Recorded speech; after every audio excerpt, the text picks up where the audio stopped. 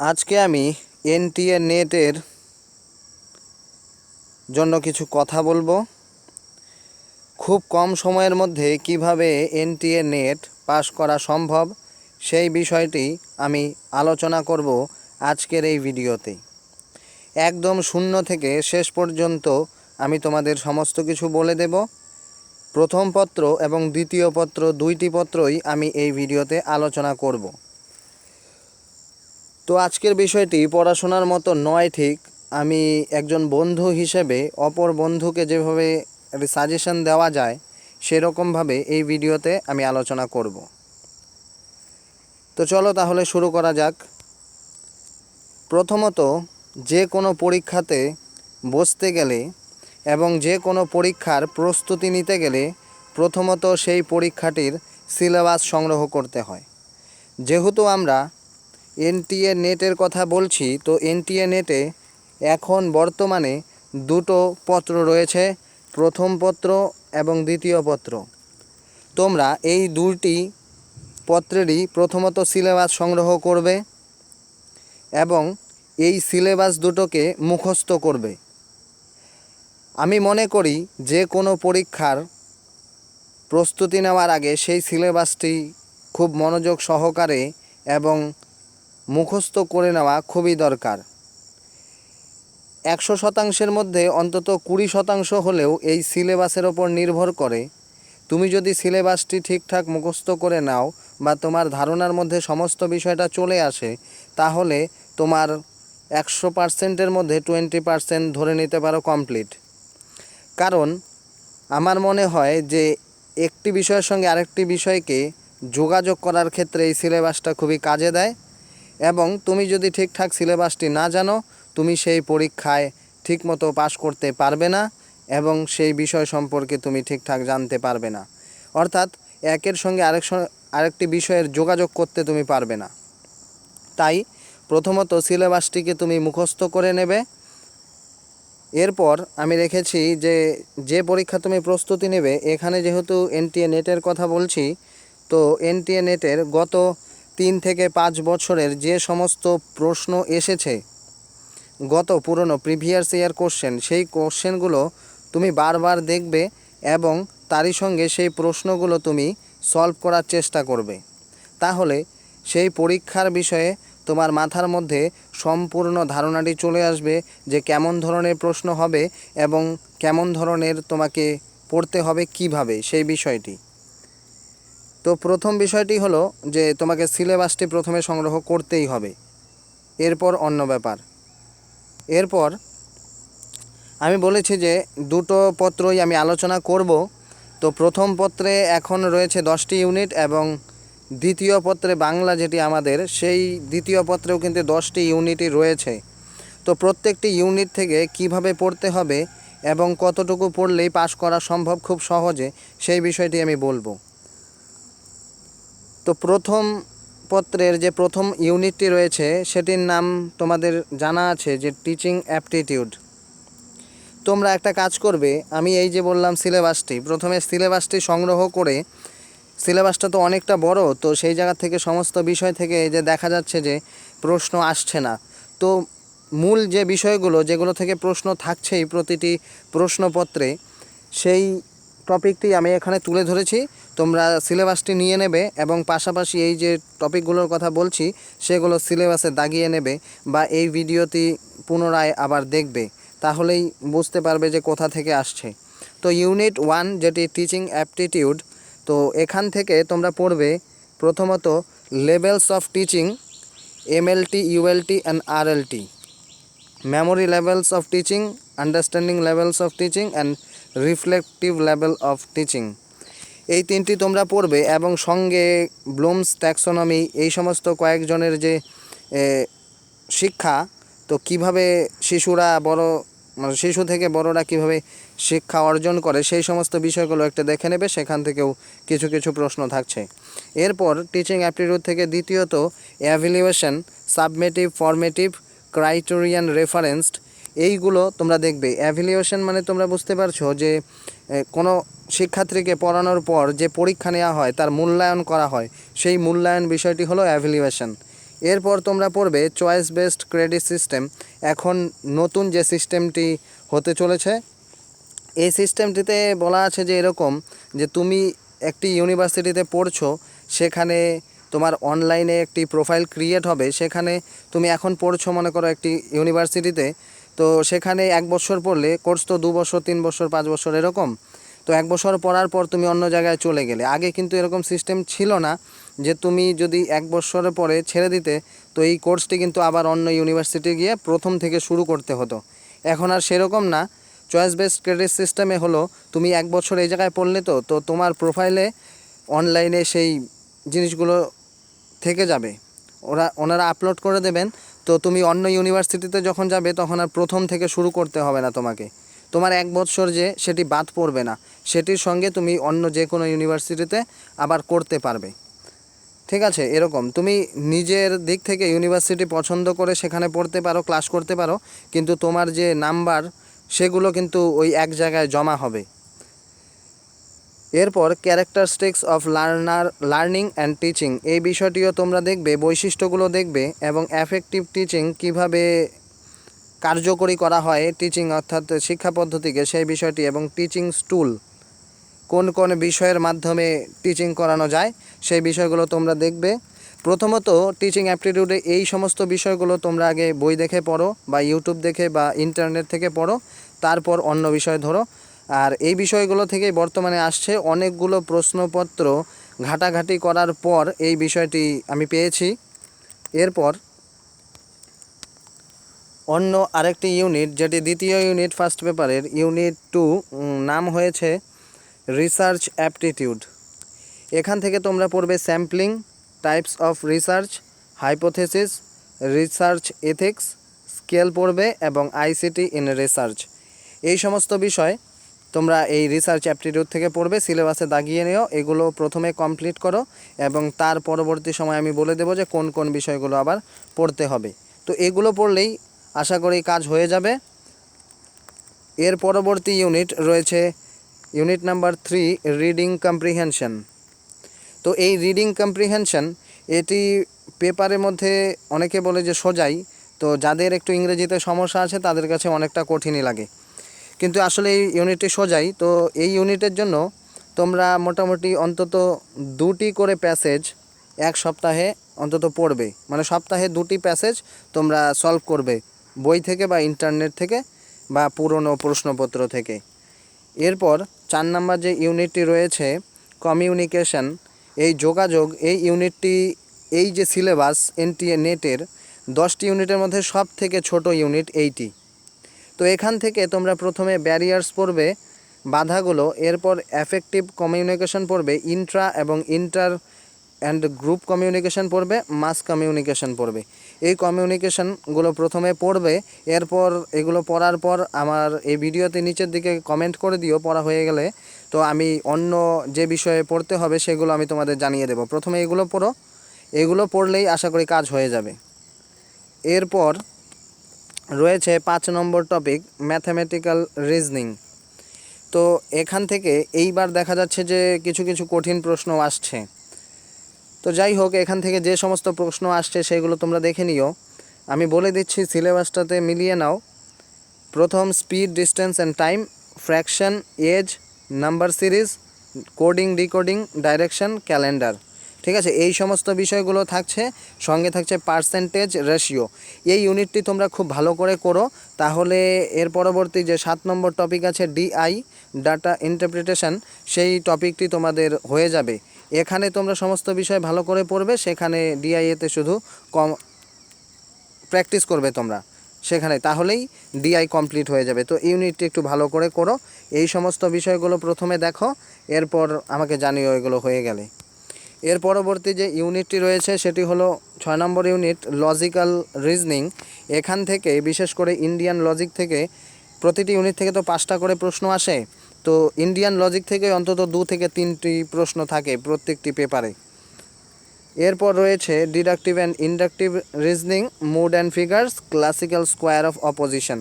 এই classical square of opposition এখান থেকে তোমরা 1টি কোশ্চেন বা 2টি কোশ্চেন পাবেই, এবং ইন্ডিয়ান লজিক থেকে 1 বা 2টি কোশ্চেন, দুটো মিল করে অন্তত 3টি কোশ্চেন থাকবেই এরপর অন্য কিছু। তো এই দুটো টপিক প্রথমে তোমরা ভালো করে পড়ে নিও। এরপর রয়েছে 7 নম্বর ইউনিট, যেটি আমি বলেছি data interpretation.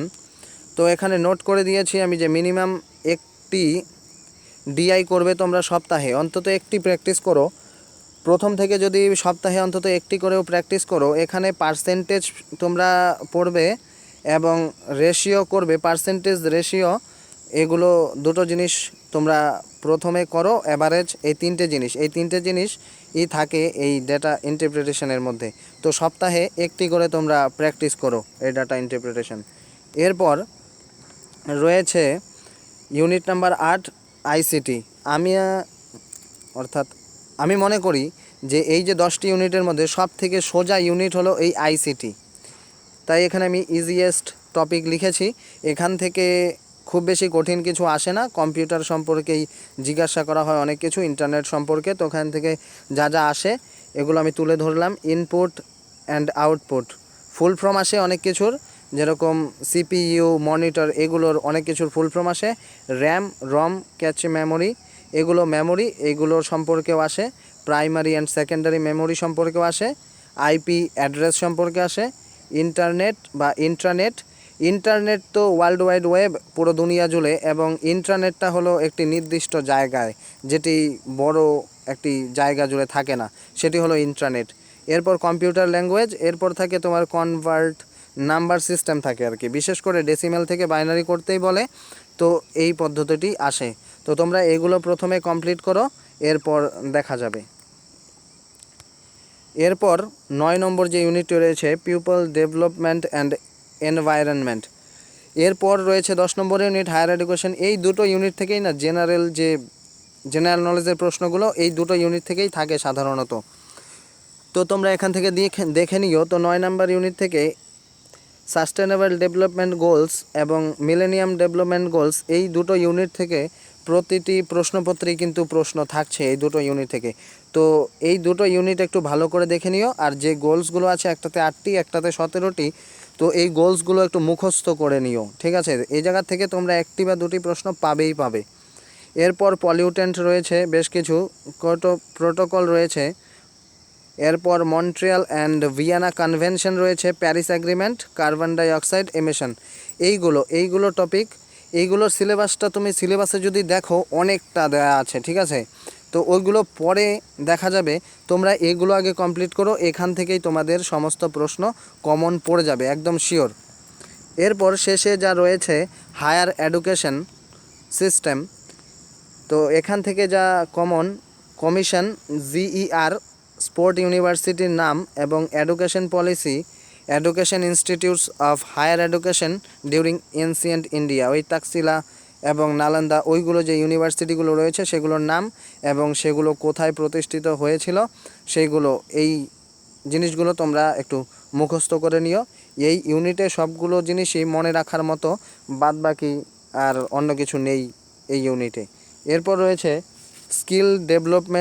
Skill based education, এগুলোর ফুল ফর্ম একটু দেখে নিও, তোমরা মুখস্থ করে নিও, এবং এগুলোর যে উদ্দেশ্য এবং কবে প্রতিষ্ঠিত হয়েছিল, কী উদ্দেশ্যে, এবং কত সময় পর্যন্ত চলবে, এই তিনটি জিনিসই তোমরা দেখে নিও এইগুলো বিষয় থেকে। এই জায়গা থেকে অনেকটাই ফুল ফর্মগুলোই বিশেষ করে জিজ্ঞাসা করা হয় এবং তার উদ্দেশ্যগুলো।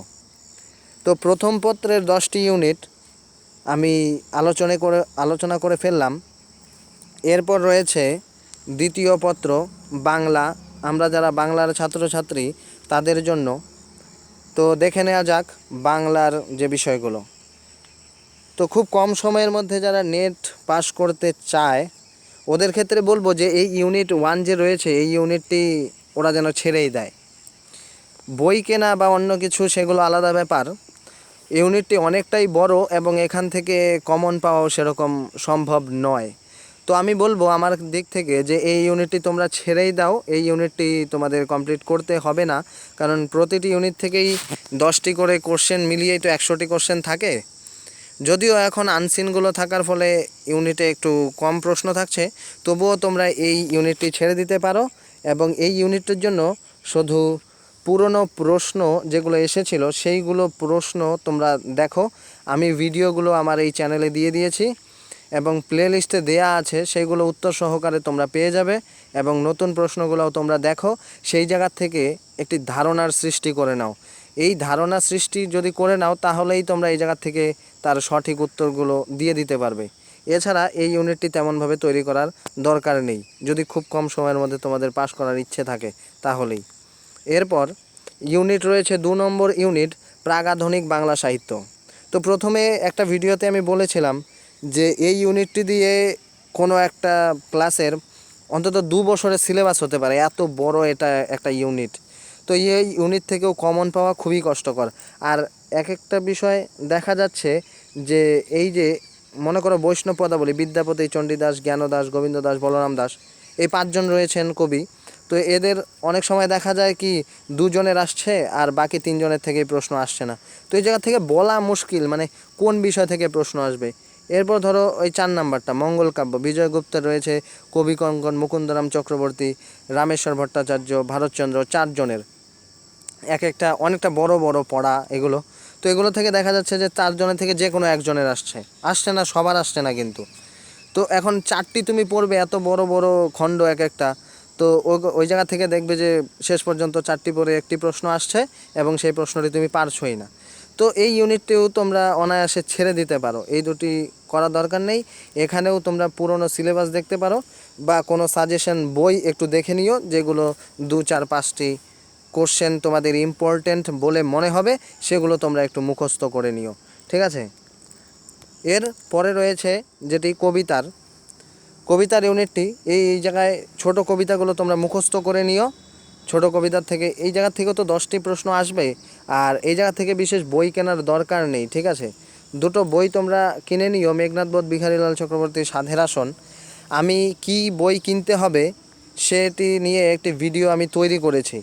তো তোমরা দেখে নিও যে 10টা ইউনিটের জন্য কি কি বই তোমরা কিনবে, সেটা তোমাদের ইচ্ছে। এবং এই 3 নাম্বার ইউনিটের জন্য সেরকম বই কেনার দরকার নেই, এই 2টি বই কিনে নিও। বাদ বাকি যে রয়েছে আরও 11টি, সেগুলো তোমরা একটু খাতায় লিখে নিও। সেগুলো অনায়াসেই তোমরা ইন্টারনেটে সার্চ করলে পেয়ে যাবে প্রত্যেকটি কবিতা, এবং সেগুলো মুখস্থ করে নিও। এই জায়গার থেকে বই কিনতে গেলে অনেক টাকারই দরকার।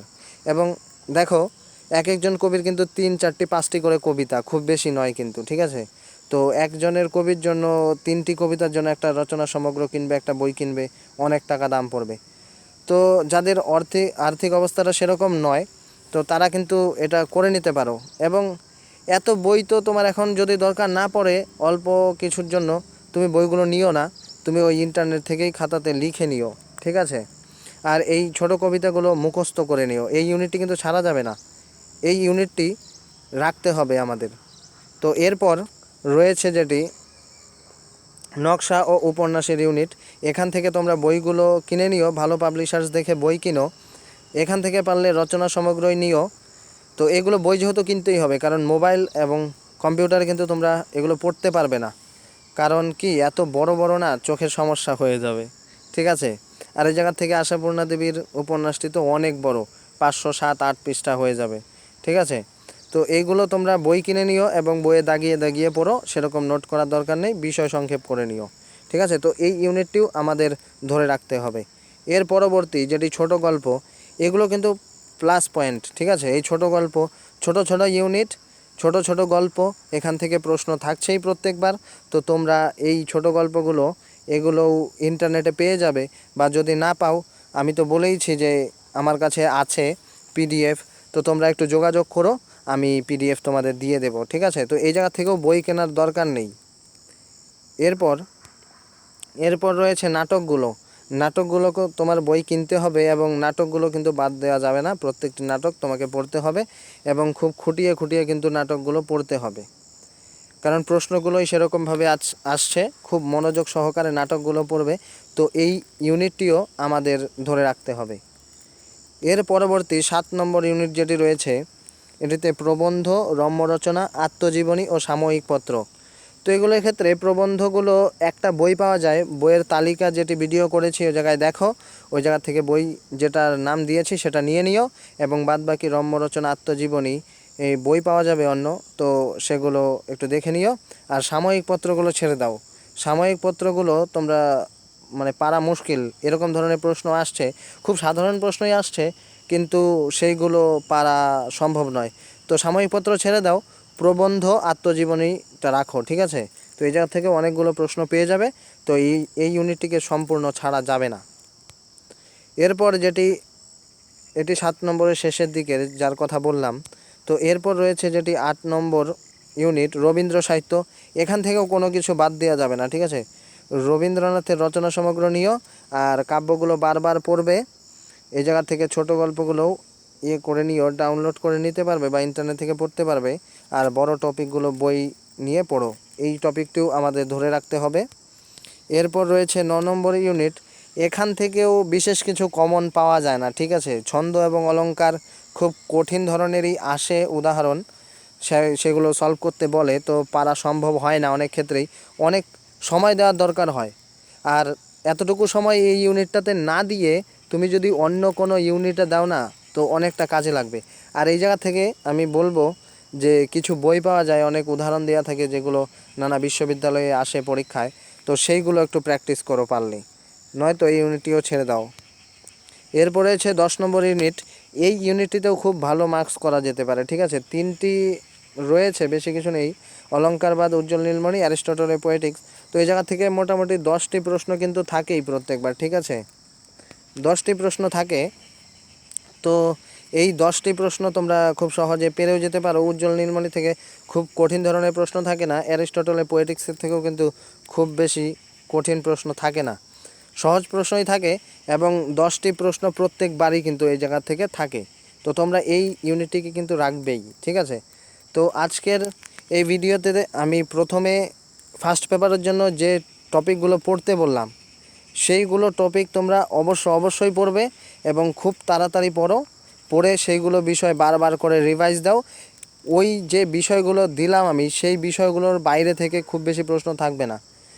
50টি প্রশ্ন আসে তো ফার্স্ট পেপারে, তো মোটামুটি 40টি প্রশ্ন তুমি ওই জায়গা থেকে পাবে, ঠিক আছে? বাদ বাকি 10টি অন্য ব্যাপার, খুঁটিয়ে খাটিয়ে অনেক সময় 5-6টি প্রশ্ন তো প্রত্যেক পেপারে কঠিন হয়ই এরকম, ঠিক আছে? তো বাদ বাকিগুলো দেখো, ওইগুলো বিষয় তাড়াতাড়ি কমপ্লিট করো। আর যেটি সেকেন্ড পেপারের কথা বললাম বাংলা, এই জায়গা থেকে মোটামুটি 3টি ইউনিট হয়তো আমি বাদ দিতে বলেছি, 1, 2 এবং এদিকে ছন্দ অলংকার, এই 3টি ইউনিট আমি বাদ দিতে বললাম। বাদ বাকি 7টি ইউনিট, 10টি করে প্রশ্ন থাকলে টোটাল 70 নম্বর, ঠিক আছে? টোটাল কিন্তু 70 নম্বর, 70 নয় দুঃখিত, 70টি প্রশ্ন মানে 140, টোটাল 140 নম্বর, হ্যাঁ? তো এই 7টি ইউনিট কিন্তু খুব ভালো করে তোমরা প্রস্তুত করো, তাহলেই হয়ে যাবে। আর এইগুলো এমন টপিক যে খুব কম সময়েই এই বিষয়গুলোকে কমপ্লিট করা যায়, এবং এইগুলো বিষয় থেকে খুব বেশি কঠিন প্রশ্নও আসে না। তোমরা বারবার সেই পুরনো ইয়ারের প্রশ্নগুলো দেখো, সলভ করো, ঠিক আছে? আর এইদিকে এই বিষয়গুলো পড়ো বারবার করে, তাহলেই হয়ে যাবে। তো আজকের এই ভিডিওতে শুরু থেকেই আমি আলোচনা করলাম, যারা একদমই কিছু জানে না নেট সম্পর্কে, বা নেটে বাংলা যারা ছাত্রছাত্রীরা কিভাবে করতে হবে, কোনটা পড়তে হবে, সমস্ত বিষয়টা কিন্তু আমি এই ভিডিওতে তুলে ধরলাম। ফার্স্ট পেপারের জন্য কি কি পড়বে, আর বইগুলো তো বলেইছি, বইগুলো তোমরা ওই বইয়ের তালিকা আমার যে ভিডিওটি করা আছে সেখান থেকে দেখে নিও। তো আজকের ভিডিওতে এতটুকুই আলোচনা করা ছিল আমার। তো দেখা হবে অন্য কোনো ভিডিওতে অন্য কোনো বিষয় নিয়ে। আজকের জন্য এতটুকুই, ধন্যবাদ।